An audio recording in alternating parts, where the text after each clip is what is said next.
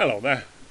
In this video we're going to discuss using Bezier Curves in Fluid Designer for 3D printing. So if you start off Fluid Designer, what we can do is if we just move that panel out of the way, and if we go to the Add menu and Add Curve, the first two items that are listed here, one of them says Bezier, the other says Circle. But if you point at it and hold the mouse there, you can see that it's not just a circle, this one. It's actually a specific type of circle, a Bezier circle. And the first one is in fact a Bezier curve. So these are the two objects we're going to look at here. So if I select Bezier curve, and if I just open up the toolbox and switch on screencast keys, if I just zoom in there by scrolling the center mouse button, you can see I've just got this curve, this sort of line, which is just distorted at this point here.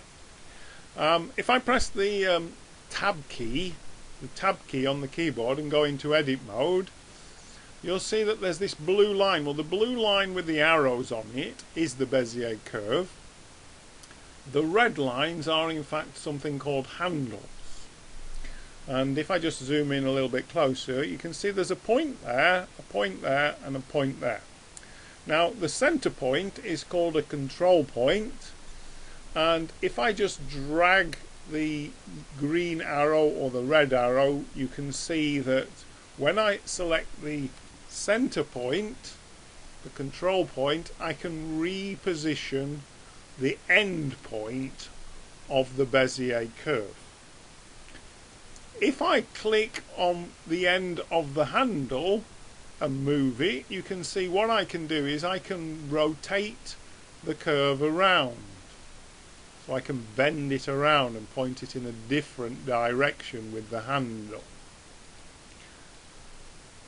The end point of the curve does not move. This is the end point of the curve, does not move from its position when I move the end of the handle. All I'm doing is reshaping this curve. So that's a control point in the center, and these points here at the end of the red line control the handles, which allow me to redirect the curve. Now if I click on the right mouse button on my mouse, a menu appears, and I can switch off the handles by removing the tick there. So there was a tick, now it's there again, and now there isn't. So I can remove the handles if I want to. If I want to increase the length of this Bezier curve, I can click the right mouse button and extrude the curve and move it. So if I select extrude, you can see I get another part of the curve. So right mouse button, another part of the curve, and it also has handles on that I can rotate, and I can also move the control point around and reposition it. So I can use the right mouse button to do that. An alternative way of doing it is just to press E. Press the letter E on the keyboard, and again I can extrude the curve and increase the length of it. So this time now I've got 1, 2, 3, 4, 5 control points, 5 sections basically to my curve. Now the arrows pointing to the right, I can actually switch the direction of those, but from the point of view of 3D printing I've never found any real use for that. But I can change the handle type, and if I select vector, what happens is that my lines tend to be straighter than it's not made much of a difference in this case. I'll show it you later with a different object. So there is automatic type, and there is vector type of control points. There are some others as well, but again, they're not ones that I've ever felt any need to use. And you can actually delete individual control points. So I can delete this vertices, that's the point that's currently selected, and I can delete the vertices there, and I can delete that vertices there. So I can reduce it back down to where we started, more or less, with just 2 control points. And if I just move that up, you can see I can get a kind of arc shape there. Okay, so I'm just going to move this object up a little bit and out a little bit as well. Now, if I press the Tab key and come out of edit mode, that curve is an infinitesimally thin line. It will not 3D print. We have to put something, wrap something around that line to get it to 3D print. And the way that we can do that is by adding a Bezier circle. So this is a Bezier circle, so you can see it's complete, this object. And if I press the Tab key on the keyboard and go into edit mode, you can see it looks very similar to the Bezier curve. That's that object, but it is very similar. All that's really happening here is that the ends are joined up. So we've got control points, 1, 2, 3, 4 control points, and then we have some handles on each of the control points. Now if I go over to the properties panel and click on the curve icon, there's a little box here that's ticked called cyclic. Cyclic, as in a cycle. If I remove the tick, notice what happens to my Bezier circle. It's not a circle anymore. Ticking this box completes the circle. And that's what we want in this instance, a circle. Now if I come out of edit mode and if I click on the Bezier curve, and again I'm in the properties window here, if I actually tick this box here, it will close the curve for me. Now we don't get a circle in this instance because the control points that were there, this one and this one, are not positioned in such a way to give me a circle. But I can close the cycle by ticking that box. So the Bezier circle, this object, is a special example of the Bezier curve where these 4 control points are positioned in such a way that when you click cyclic view, you will get a closed and reasonably accurate circle. The circles that are created using Bezier curves are not quite as round as the NURBS circle, which you'll see in the next video. They're not quite as round. And I generally don't use Bezier curves very much in terms of 3D printing. There are just certain types of objects, which I'll show you in a minute, where I do use it. But let's have a look about how can we turn this curve into a printable object. Well, what we want to do is to give it some depth. And we can do that in the properties panel here by adding a bevel object. And the bevel object I'm going to add is the Bezier circle, which is this object. So essentially what I've done is I've taken this Bezier circle here, this object, and wrapped it along the length of my Bezier curve. So if I remove it, there's the Bezier curve. What we're doing is taking this Bezier circle and repeating it all the way along the object. Now that in itself isn't a 3D printable object. It might have a diameter here of 2 millimeters, which is the diameter of this circle. That in itself would 3D print, but it's empty at the ends. So I need to be able to fill in the ends. Well, I can do that by ticking this box here. and you can see it puts a cap on the end. An alternative way of doing it, making it 3D printable, is to complete the cycle. Now if that's the shape that you want, then ticking cyclic U will complete the cycle and create a 3D printable object. So fill caps or cyclic U. Okay. Now there is another way of doing this, and that is to change this curve into a mesh. Now the reality is you cannot 3D print curves. All curves must be converted to meshes first of all, and then analysed by NetFab Basic. So when you actually do some lessons later on in this course, and you go to File and Export, when you export it as a wavefront object, as a printable file format, what Fluid Designer is doing is converting these curves into meshes before they can possibly be printed. And we can convert this curve into a mesh by going to Tools, Objects, and convert it to a mesh. And you'll see the colour changes. You'll see the curve icon has disappeared from the Properties panel, and you'll see that there's a triangle over here next to Bezier Curve. The circle, this object is still a curve. We haven't converted that to a mesh, but the Bezier Curve is no longer a curve. It's this object here. Now if we go into edit mode, the control points have disappeared now.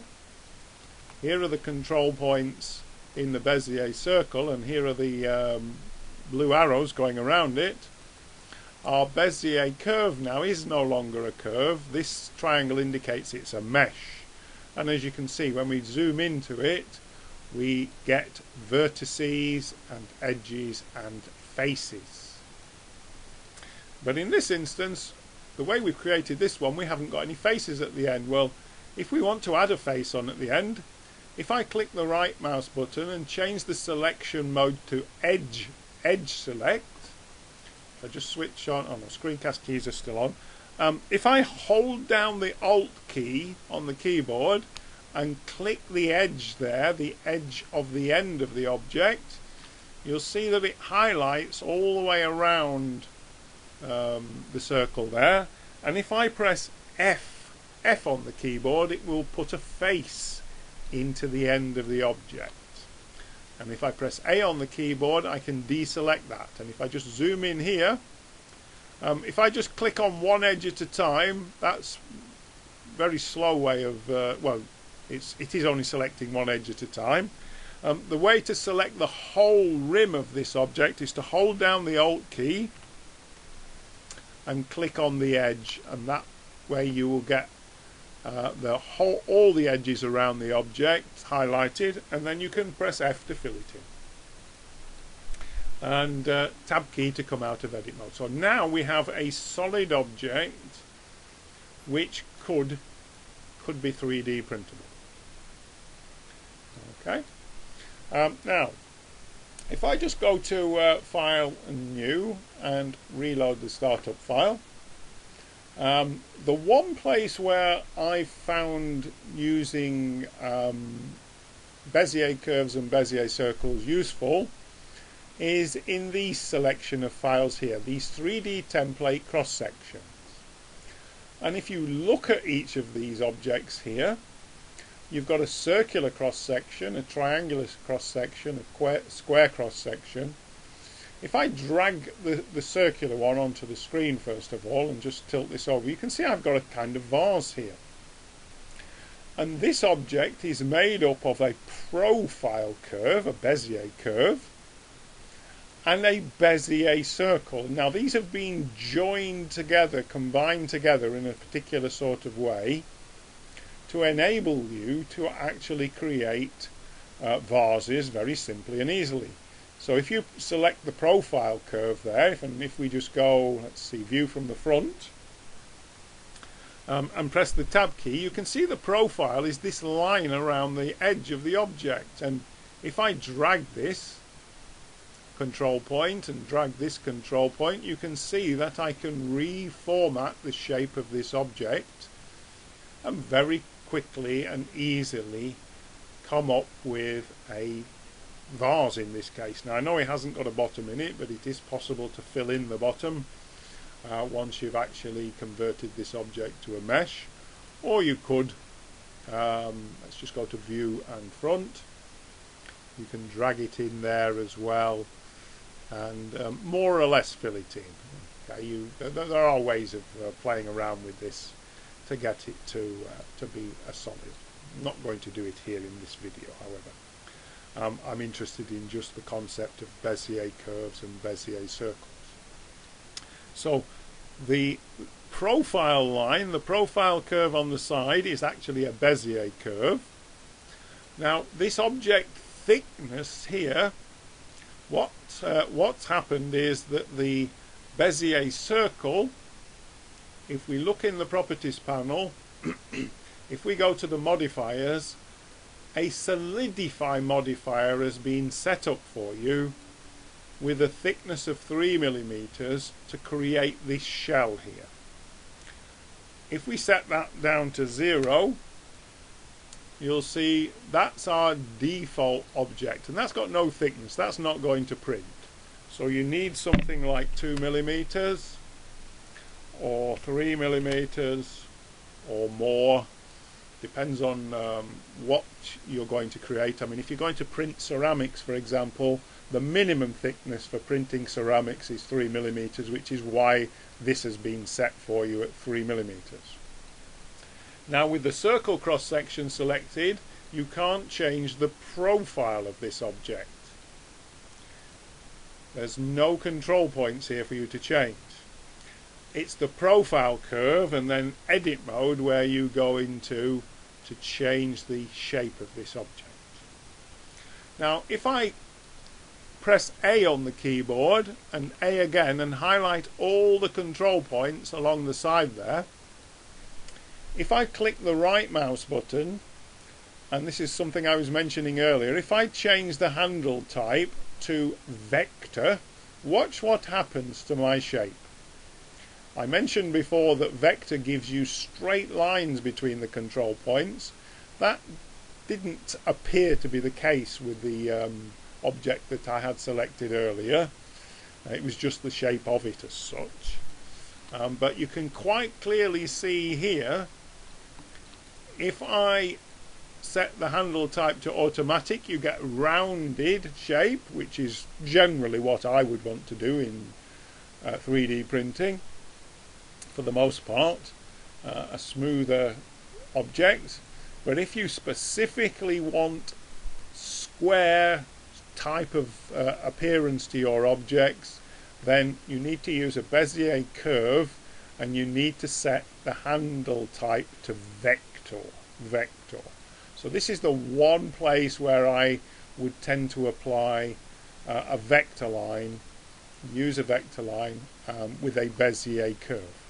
Now you'll see in the next video with NURBS curves, you cannot apply a vector line with NURBS curves. For the most part I stick to using NURBS curves because you get finer detail and you get a smoother surface and a more rounded circle. But if you particularly want this type of profile, a straight edge profile, then you will need to use a Bezier curve. And if I just select, so that was the rounded one. And one of the other things that you can do with this type of object where we've linked a Bezier curve and a Bezier circle together is, as you can see here, we can have a square profile to the object as well. So you're not limited to just a circular cross section as we have here. It is possible to create triangular cross sections and square cross sections. Now these have not been, no thicknesses have been applied to these. So if we wanted to apply a thickness to this, we'd need to highlight the square cross section, not the profile curve on the side, and we'd need to apply a Solidify modifier. So if I do 1 millimeter, for example, and set my offset at 0, you can see I've applied a thickness to this, but it's my profile curve on the left which I manipulate to change the shape. So it's only when I really want to create this kind of object that I tend to use Bezier Curves and Bezier Circles. And again, as I say, if I press A on the keyboard and select all of those control points and click the right mouse button and go to vector type, you'll see that it squares the profile off rather than the automatic type, which gives you a smoother surface. Sharp surfaces can be difficult to get objects 3D printed in. So you know there are limitations to what you can do with the vector type. Okay, so that's some areas where you can use a Bezier curve and a Bezier circle in Fluid Designer for 3D printing.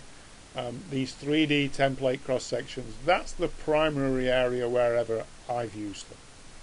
Okay, so that's the end of this video on Bezier curves. Thank you.